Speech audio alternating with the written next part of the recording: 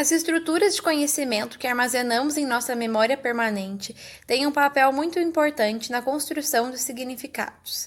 Pensando bem, são essas estruturas que nos permitem explicar por que a interpretação que fazemos das coisas sempre envolve mais informação do que aquela que é codificada na forma linguística. Por exemplo, como nós sabemos que a expressão final de semana não designa literalmente os 2 últimos dias da semana?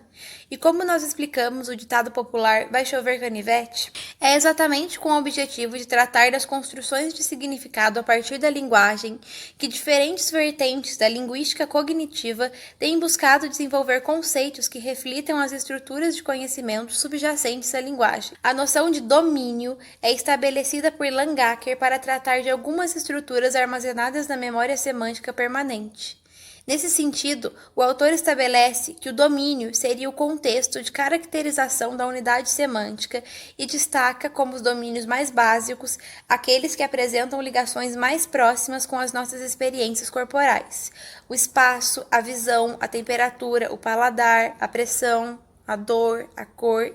O termo círculo, por exemplo, designa uma área desenhada em um espaço bidimensional. E o espaço bidimensional é o seu domínio, ou seja, o seu contexto. Já o termo diâmetro não pode ser adequadamente definido apenas com base no espaço bidimensional. Até porque, se assim fosse, ele não seria o diâmetro, seria apenas uma linha, e não uma dimensão do círculo. Assim, o domínio para diâmetro é círculo, ou seja, o contexto para que nós entendamos o que é o diâmetro é que nós temos que saber o que é um círculo. Além da noção de domínio, a semântica cognitiva aborda outras noções interrelacionadas com o objetivo de descrever estruturas cognitivas permanentes e estáveis associadas ao armazenamento do conhecimento. São eles a noção de frames e modelos cognitivos idealizados. Em primeiro lugar, a semântica de frames é uma abordagem desenvolvida por Charles Fillmore, responsável por tratar das estruturas semânticas dos itens lexicais e construções gramaticais. O termo frame está ligado à ideia de um sistema estruturado de conhecimento, armazenado na memória de longo prazo e organizado a partir de esquematizações da experiência. Nesse sentido, o significado das palavras passa pelo sistema de frames, ou seja, para interpretarmos uma determinada palavra, acessamos algumas estruturas de conhecimentos que relacionam elementos presentes nas cenas de experiência humana e culturais. Por exemplo, Fillmore afirma que para interpretarmos a sequência de palavras vender, comprar, pagar, gastar e etc., armazenamos o frame de evento comercial, que está relacionado a uma forma de organização social humana. Ou seja, para que entendamos essas expressões, nós temos que conectá-las a uma experiência humana criada pelos seres humanos, que seria o evento comercial, o frame comercial. Se criarmos frases diferentes com cada um desses verbos, embora cada um destaque aspectos particulares do frame, por exemplo, Maria comprou. Maria seria o comprador e estaria relacionado ao ato de comprar. Todas elas requerem acesso ao frame de evento comercial. A figura 6 resume e explica as relações acima citadas. Por exemplo, o verbo comprar está relacionado ao comprador e à mercadoria. O verbo vender está relacionado ao vendedor e à mercadoria. O verbo pagar está relacionado ao comprador, ao valor e à mercadoria. Resumidamente, o verbo escolhido pelo falante, dentre vários relacionados ao mesmo evento, irá designar uma rota específica de um determinado frame, um modo de relacionar os vários papéis para destacar certos aspectos do frame. Vocês se lembram da expressão final de semana, utilizada como exemplo no início de nossa reflexão? Fillmore afirma que, para interpretá-la, Associamos o frame calendário cíclico, definido a partir de fenômenos naturais, dias e noites, e convenções culturais. A semana tem 7 dias, divisão entre os dias. Outro aspecto importante é o de que, às vezes, algumas palavras denotam a mesma coisa, mas são destacadas a partir de diferentes frames. Por exemplo, ambas as palavras terra e solo designam a superfície seca de nosso planeta. Entretanto, geralmente, a palavra terra designa a superfície seca com relação ao mar, como por exemplo na frase terra à vista, enquanto solo designa geralmente a superfície seca com relação ao ar. O avião está a 10 metros do solo.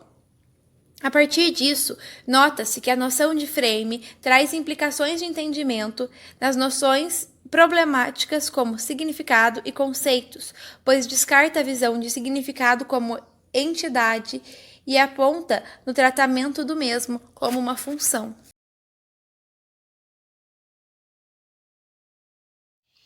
Tendo como base o que foi visto até aqui, podemos entender a ideia de modelo cognitivo idealizado proposta por Lakoff. Mas antes disso, é importante retomar alguns conceitos, o conceito de frame e de categorização. O termo frame designa um sistema estruturado de conhecimento, armazenado na memória de longo prazo e organizado a partir da esquematização da experiência. Ou seja, ao interpretarmos palavras e frases, as subordinamos a frames, a conhecimentos criados de acordo com nossas experiências individuais. Já a categorização é o processo através do qual agrupamos entidades semelhantes em classes específicas. Utilizamos a categorização no dia a dia, por exemplo, ao situar diferentes espécies de árvores dentro da categoria árvore, ao distribuir as roupas dentro de um guarda-roupa ou os alimentos em uma geladeira.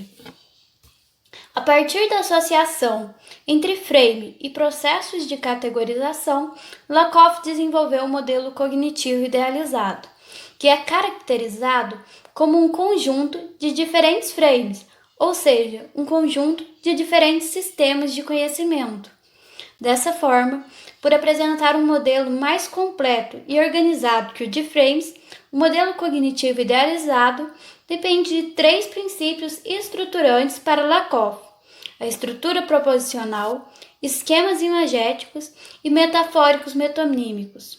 A estrutura proposicional, assim como ocorre com os frames para Fillmore, trata de uma estrutura idealizada e adaptada pela cultura e condição humana. A expressão terça-feira, por exemplo, só é definida a partir de um modelo idealizado culturalmente, em que a semana apresenta 7 dias, o que não necessariamente acontece na natureza, e permite que a semana seja definida de forma diferente por outras culturas. Os esquemas imagéticos fundamentam a estrutura dos modelos cognitivos idealizados. Assim, a nossa experiência conforme o espaço é moldada, na maioria das vezes, por esquemas imagéticos, como de parte todo, cima, baixo, etc. Esquemas metafóricos e metonímicos. De acordo com Lakoff e Johnson, os modelos cognitivos idealizados podem ser trabalhados através de projeções metafóricas ou metonímicas. Assim, o modelo cognitivo idealizado de tempo, por exemplo, pode ser estruturado metaforicamente em termos de espaço, como na frase "as horas passam voando". Além disso, os modelos cognitivos idealizados podem apresentar uma outra característica importante: os efeitos prototípicos. Os efeitos prototípicos são entendidos como os efeitos revelados a partir da interação entre esquemas e podem ser classificados em efeitos prototípicos simples e efeitos prototípicos complexos. Lakoff denomina efeito prototípico simples a gradiência de adequação entre o modelo cognitivo idealizado e o conhecimento da situação. Quanto maior nosso conhecimento sobre determinada situação, mais apropriada será a aplicação de um conceito. Quanto menor o conhecimento, menor a probabilidade de aplicação bem-sucedida do mesmo. Para exemplificar o efeito prototípico simples, Lakoff retoma um exemplo discutido por Filmer, a palavra inglesa bachelor, que significa solteirão. A expressão trata-se de um modelo idealizado, por considerar apenas uma cultura e sociedade que prevê casamentos monogâmicos e uma idade apropriada para a convenção.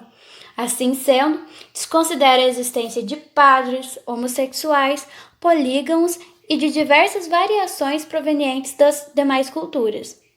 Dessa forma, antes de utilizar a expressão solteirão, precisamos conhecer a situação para aplicar o conceito de forma apropriada. Para Lakoff, os efeitos prototípicos complexos são os que resultam da combinação de modelos completos.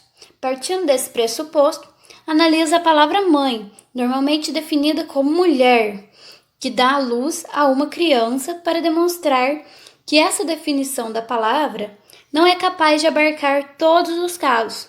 Assim, para Lakoff, a palavra mãe constitui um modelo complexo, formado pela combinação de vários modelos individuais.